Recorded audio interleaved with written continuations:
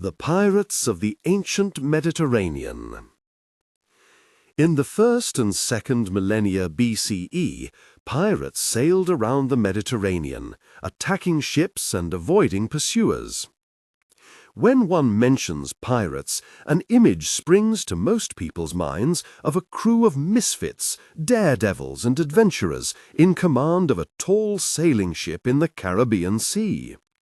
Yet from the 1st to the 3rd millennia BCE, thousands of years before these swashbucklers began spreading fear across the Caribbean, pirates prowled the Mediterranean, raiding merchant ships and threatening vital trade routes. However, despite all efforts and the might of various ancient states, piracy could not be stopped. The situation remained unchanged for thousands of years. Only when the pirates directly threatened the interests of ancient Rome did the Roman Republic organize a massive fleet to eliminate piracy. Under the command of the Roman general Pompey, Rome eradicated piracy, transforming the Mediterranean into Mare Nostrum, our sea. B. Although piracy in the Mediterranean is first recorded in ancient Egypt during the reign of Pharaoh Amenhotep III, c. 1390 to 1353 BCE, it is reasonable to assume it predated this powerful civilization. This is partly due to the great importance the Mediterranean held at this time, and partly due to its geography. While the Mediterranean region is predominantly fertile, some parts are rugged and hilly, even mountainous. In the ancient times, the inhabitants of these areas relied heavily on marine resources, including fish and salt.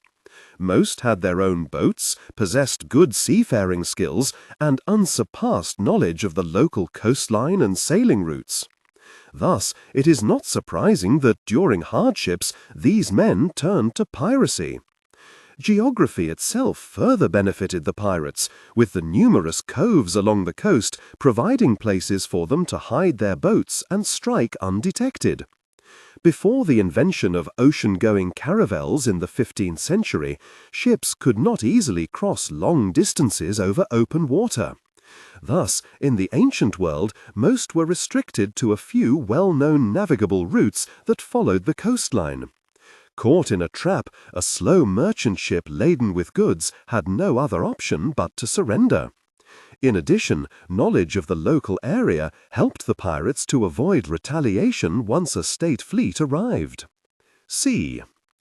One should also add that it was not unknown in the 1st and 2nd millennia BCE for governments to resort to pirate services, especially during wartime, employing their skills and numbers against their opponents. A pirate fleet would serve in the first wave of attack, preparing the way for the navy. Some of the regions were known for providing safe harbors to pirates, who in return boosted the local economy. D.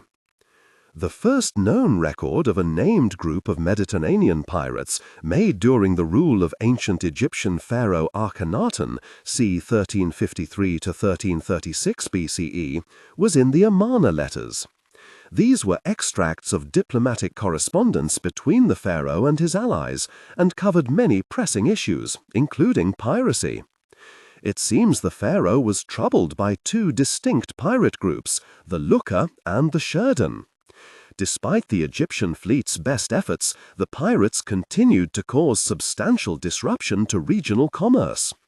In the letters, the king of Al-Ashia, modern Cyprus, rejected Akhenaten's claims of a connection with the Lucca, based in modern-day Turkey. The king assured Akhenaten he was prepared to punish any of his subjects involved in piracy. E. The ancient Greek world's experience of piracy was different from that of Egyptian rulers. While Egypt's power was land-based, the ancient Greeks relied on the Mediterranean in almost all aspects of life, from trade to warfare. Interestingly, in his works The Iliad and the Odyssey, the ancient Greek writer Homer not only condones but praises the lifestyle and actions of pirates. The opinion remained unchanged in the following centuries. The ancient Greek historian Thucydides, for instance, glorified pirates daring attacks on ships or even cities. For Greeks, piracy was a part of everyday life. Even high-ranking members of the state were not beyond engaging in such activities. According to the Greek orator Demosthenes, in 355 BCE, Athenian ambassadors made a detour from their official travel to capture a ship sailing from Egypt, taking the wealth found on board for themselves. The Greeks' liberal approach to piracy does not mean they always tolerated it, but attempts to curtail piracy were hampered by the large number of pirates operating in the Mediterranean. F. The rising power of ancient Rome required the Roman Republic to deal with piracy in the Mediterranean. While piracy was a serious issue for the Republic, Rome profited greatly from its existence. Pirate raids provided a steady source of slaves, essential for Rome's agriculture and mining industries.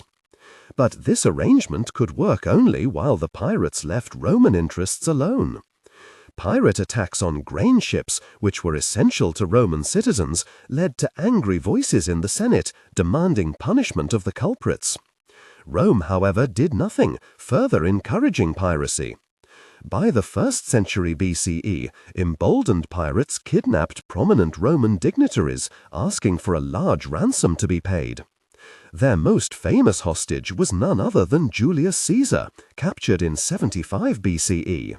G.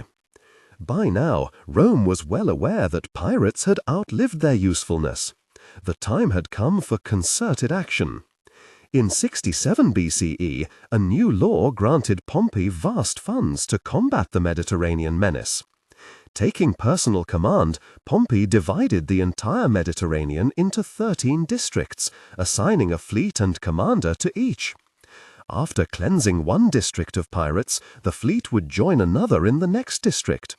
The process continued until the entire Mediterranean was free of pirates.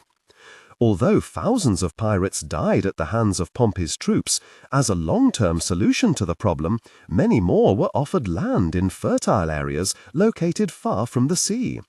Instead of a maritime menace, Rome got productive farmers that further boosted its economy.